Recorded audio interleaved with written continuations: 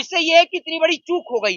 दूसरी बात ये कि आपको नहीं पता होगा कि 5 साल से संसद सुरक्षा समिति जो है उसका गठन ही नहीं किया गया है। अब आप सोचिए कि संसद की सुरक्षा समिति का गठन नहीं किया गया है और नई पार्लियामेंट को बने कोई ज्यादा समय तो हुआ नहीं है, नहीं हुआ ना कोई ज्यादा समय। उसके बाद भी अभी आप सोचिए कि इसके रिनोवेशन का कॉन्ट्रैक्ट निकल गया, रिनोवेशन का मतलब जनता के पैसे का इतने बड़े लेवल पर दुरुपयोग। और सरकार से सवाल कर लो तो सरकार सांसदों को निलंबित कर दे। मैं पूछना चाहता हूं कि आखिर जो नेताओं को हम चुन के संसद में भेजते हैं वो अगर हमारे सवाल ना उठाएं तो कौन उठाए। मैं आपको बता दूं, नरेंद्र मोदी सरकार यानी भाजपा सरकार इस देश के अंदर बोलने के ऊपर अंकुश लगाने का काम कर रही है। कहीं ना कहीं सरकार ये बताना चाहती है आपको कि ऑफिशियली तौर पर नहीं लेकिन अनऑफिशियली तौर पर इस देश के अंदर डिक्टेटरशिप चल रही है, तानाशाही चल रही है। जिस तरीके से पार्लियामेंट के अंदर जो लोग कूदते हैं उसके बाद में संसद में जो सांसद बैठे होते हैं उन का ये कहना होता है कि इस पूरे मुद्दे पर विश्लेषण के साथ चर्चा हो। भारतीय जनता पार्टी के कार्यकाल में ही अक्षरधाम मंदिर पे हमला, पुलवामा जैसी घटना, संसद पे हमला, ठीक है, कांधार हाईजैक, ठीक है, और इसके अलावा तमाम जो हमले वो भारतीय जनता पार्टी की सरकार में ही हुए।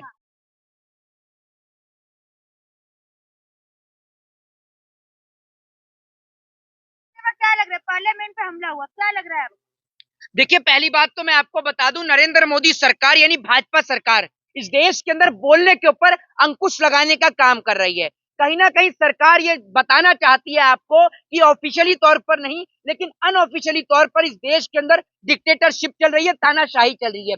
जिस तरीके से पार्लियामेंट के अंदर जो लोग कूदते हैं उसके बाद में संसद में जो सांसद बैठे होते हैं उन का ये कहना होता है कि इस पूरे मुद्दे पर विश्लेषण के साथ चर्चा हो, लेकिन उस पर चर्चा नहीं होती है, कोई उस पर बहस नहीं होती है और उसके बाद में सांसदों को निलंबित कर दिया जाता है। ये मुझे बताएं कि सांसदों को क्यों निलंबित किया गया। और सांसदों को ऐसे निलंबित कर दिया गया कि एक सांसद तो पार्लियामेंट के अंदर मौजूद भी नहीं थे लेकिन उसके बावजूद भी उनको पार्लियामेंट से निष्कासित कर दिया गया। मोदी जी ने कहा था सबसे सुरक्षित पार्लियामेंट है। हाँ, आप सोच लीजिए कि कितनी सुरक्षित पार्लियामेंट है। अभी 12 तारीख को सीपीडब्ल्यूडी ने एक कॉन्ट्रैक्ट निकाला जो 35 करोड़ रुपए का कॉन्ट्रैक्ट था। उसमें उन्होंने बताया, पूरा विश्लेषण किया कि हमने जो टेंडर निकाला है ये इसलिए निकाला है जिससे हम 35 करोड़ में जो बुलेट प्रूफ जो बैरिकेड्स हैं और तमाम चीजें जो हैं वो वहां पर लगा सकें। मतलब बुलेट प्रूफ ना तो बैरिकेड्स का इंतजाम था ना किसी चीज का इंतजाम था, उसके बावजूद भी नई पार्लियामेंट को चालू कर दिया गया। और नरेंद्र मोदी और भाजपा सरकार जिस तरीके से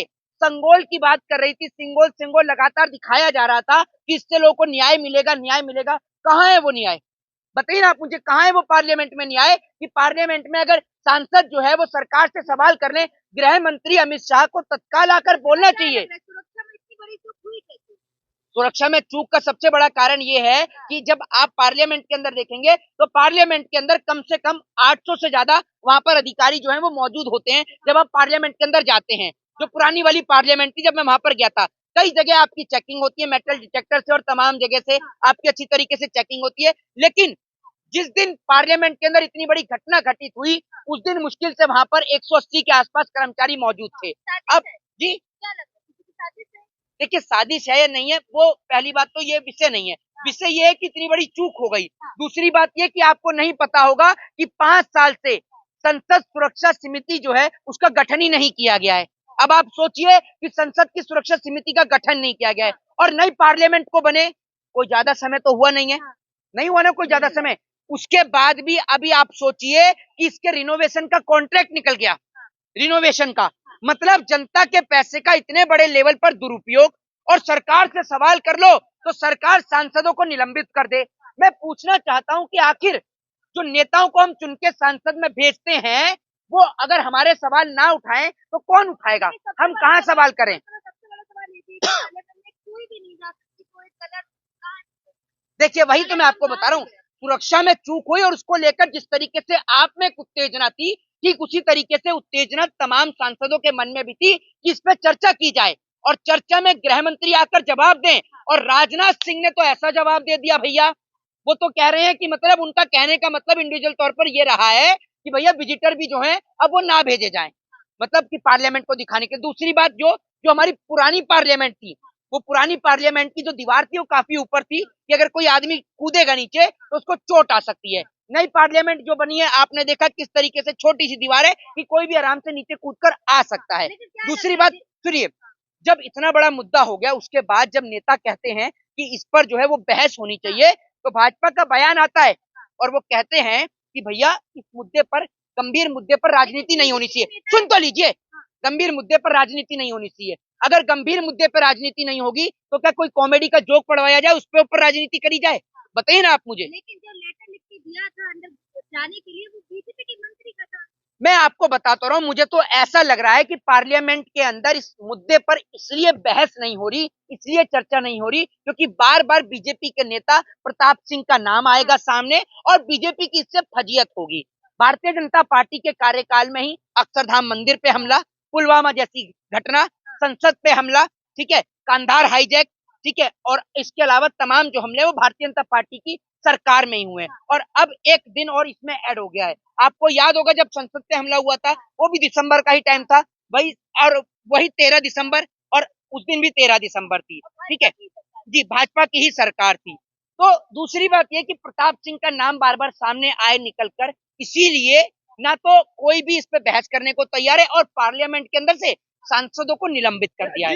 मैं कूदने वाला व्यक्ति अगर मुसलमान होता तब क्या होता? मैं वही बता रहा हूँ आपको, वो वहीं आ रहा था मैं, कि अगर कूदने वाला कोई व्यक्ति, एक सिंगल व्यक्ति भी अगर मुसलमान होता तो अब तक देश की गोदी मीडिया सड़क पर लेटकर और पार्लियामेंट के सामने नंगा नाच कर रही होती कि जिहादियों ने देश में हंगामा कर रखा है, जिहादियों ने बुरा हाल कर दिया। लेकिन अब ये जो पकड़े गए हैं, अब गोदी मीडिया को सांप सूंघ गया है। गोदी मीडिया का ड्रामा आप पार्लियामेंट के बाहर देख ही रहे होंगे, किस तरीके से गोदी मीडिया के लोग आपस में ही किस तरीके से तांडव नचा रहे थे जी।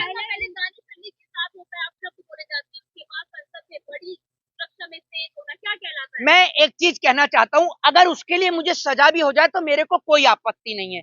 मैं माननीय सभापति महोदय से कहना चाहता हूँ, लोकसभा स्पीकर से कहना चाहता हूँ, ओम बिरला जी से, कि आप एक काम करिए, विपक्ष के तमाम सांसदों को परमानेंट तौर पर निलंबित कर दीजिए, वो अपने घर ही बैठ जाते हैं। क्योंकि जिस पार्लियामेंट के अंदर, जिसको मंदिर कहा जाता है देश का, उस मंदिर के अंदर अगर जनता के मुद्दों पर चर्चा ही ना हो और जो लोग कूद के आ जाएं तो बीजेपी के सांसद का उसमें नाम ना आए, और एक सांसद कांग्रेस का जो पार्लियामेंट में मौजूद ही नहीं था, उसके बावजूद भी उसकी सदस्यता जो है वो, उसको जो सदस्यता कह रहा हूं, उसको निलंबित कर दिया जाता है। तो एक बात मुझे बताइए ना, पार्लियामेंट के ऊपर ताला लगा दीजिए, एक बड़े वाला ताला, जिससे जनता के सवालों को उठाया ही ना जा सके। जो लोग पकड़ेगा उसमें नीलम शर्मा भी है, वो कई आंदोलनों में मीडिया में कहा जा आंदोलन जीती है, किसान आंदोलन, महिला प्रोटेस्ट में भी है।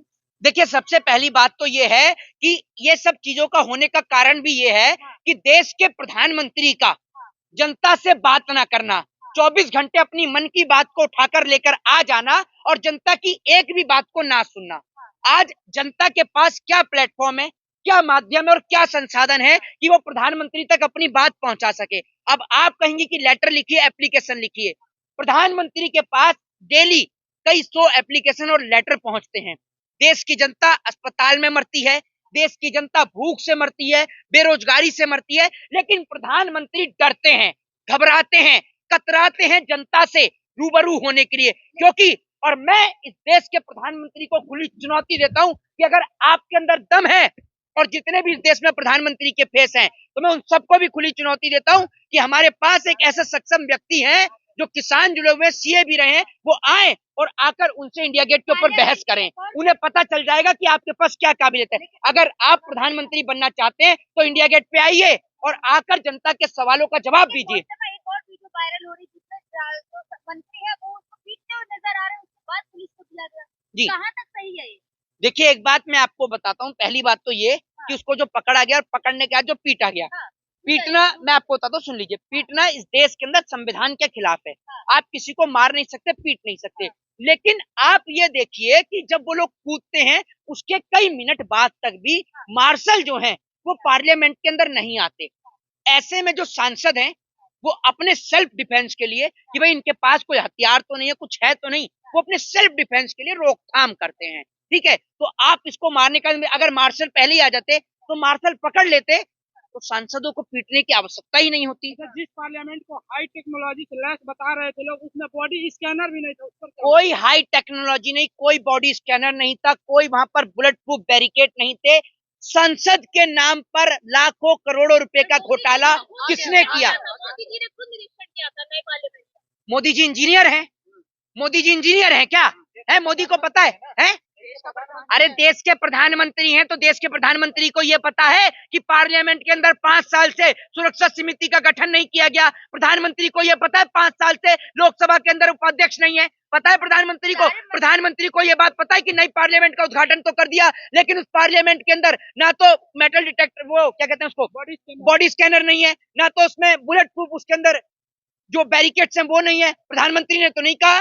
बताइए ना, ये नई पार्लियामेंट के नाम पर किसने आखिर लाखों करोड़ों रुपए का घोटाला किसने किया और किसको फायदा पहुंचाने के लिए ये नई पार्लियामेंट बनाई गई, मैं पूछना चाहता हूँ। सुन लीजिए राहुल गांधी थे और भी कई बड़े नेता थे, सबकी जान को खतरा था जी, सबकी जान को खतरा था जितने नेता थे। राहुल देखिए- गांधी से लेकर और देखिए तमाम नेताओं को खतरा था, वो बात तो मैं आपसे कहना चाहता हूँ, लेकिन गृह मंत्री को तो तत्काल आकर इस पे भाषण देना चाहिए था, बोलना चाहिए था कि भैया मेरे लिए देश सर्वोपरि है और हमारी जो है वो मतभेद हो सकता है लेकिन हमें मनभेद नहीं है, ये आकर उनको बोलना चाहिए था। एक और वीडियो वायरल हो रही, सारे मीडिया कर्मी दिखाए गए, कलर पंप है उसके साथ। वो देख रहे थे ना वीडियो, हाँ। कितनी तेजी से संसद के सामने की वो वीडियो है। मीडिया के कर्मचारी कुछ ऐसे कर रहे थे, मीडिया के नहीं, हाँ। सरकारी कर्मचारी, हाँ। भाजपा के सरकारी कर्मचारी कुछ इस प्रकार का नृत्य पेश कर रहे थे कि जिसको पूरा देश देख रहा था। ये लोग हंसी के पात्र बन गए हैं, अपना उपहास उड़ा रहे हैं और कुछ नहीं कर रहे। एक वक्त ऐसा आ चुका है अब इस देश में कि लोगों का पत्रकारिता के ऊपर से पूर्णतः भरोसा उठ चुका है।